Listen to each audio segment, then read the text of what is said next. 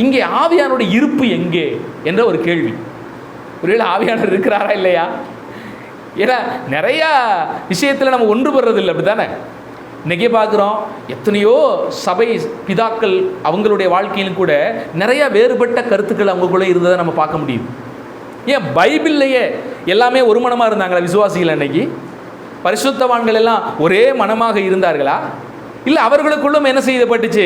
அன்றைய சபை சரித்திர காலத்திலும் கூட வேறுபட்ட சில கருத்துக்கள் அவர்களுக்குள்ளும் இருந்துச்சு தான். அதை நம்ம முழுமையாக வேதாகமத்தை பார்க்கும்போது ஒவ்வொருக்குள்ளும் சில விசுவாசங்கள் இருந்தது உண்மைதான். அப்போ இதையெல்லாம் நான் வச்சு பார்க்கும்போது எங்கே ஆவியானுடைய இருப்பு என்கிற ஒரு சந்தேகம் எனக்குள்ளே வந்துச்சு. ரொம்ப நேரம் இதை போட்டு ஆண்டவரே எனக்கு இதை கொஞ்சம் விளக்குங்கன்னு சொல்லி ஆண்டவர்கிட்ட ஜெபம் பண்ணிக்கிட்டே இருந்தேன்.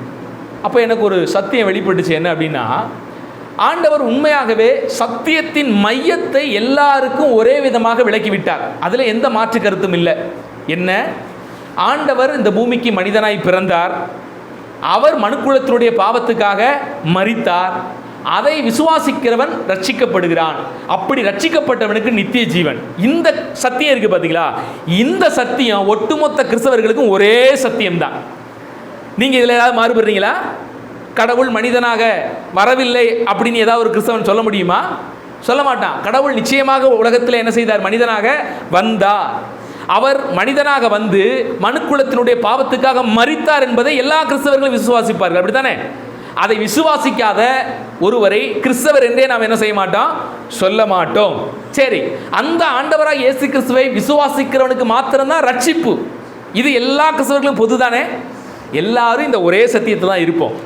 அப்படி இயேசுநாதரை விசுவாசிக்கிறவர்களுக்கு ரட்சிப்பு, அப்படி ரட்சிக்கப்பட்டவர்களுக்கு நித்திய ஜீவன். இதிலே இந்த உலகத்தில் இருக்கிற எல்லா கிறிஸ்தவர்களும் ஒரே நிலையில தான் இருப்போம். இந்த விசுவாசம் மாறவே மாறாது. இதுதான் அடிப்படை சத்தியம், அடிப்படை விசுவாசம். இது எல்லாருக்கும் பொதுவாக தான் இருக்குது.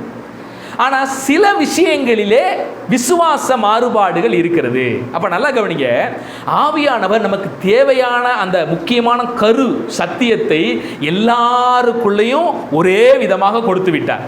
அது அடிப்படையான ஒரு மைய விசுவாசம். அதிலிருந்து நமக்கு எந்த மாற்று கருத்தும் இல்லை. ஆவியானவர் சரியாக நமக்குள் இருந்து அதை என்ன செய்கிறாரு? நமக்கு வெளிப்படுத்தி இருக்கிறார். ஆனால் மற்ற காரியத்தில் எல்லாம் நம்முடைய சுய ஆராய்ச்சிக்கு ஆவியானவர் விட்டுவிட்டார். நாம் டெய்லியும் ஆண்டவரை அறிகிற அறிவில் என்ன செய்யணும்? வளர வேண்டும். அந்த வளர்ச்சிக்கு தகுந்த மாதிரி நம்ம விசுவாசத்தில் வளர்ந்து கொண்டே வருவோம். இது விசுவாச வளர்ச்சி. இந்த விசுவாச வளர்ச்சியை பொறுத்த வரைக்கும் நம்ம கரத்தில் ஆவியானவர் விட்டு விட்டார்.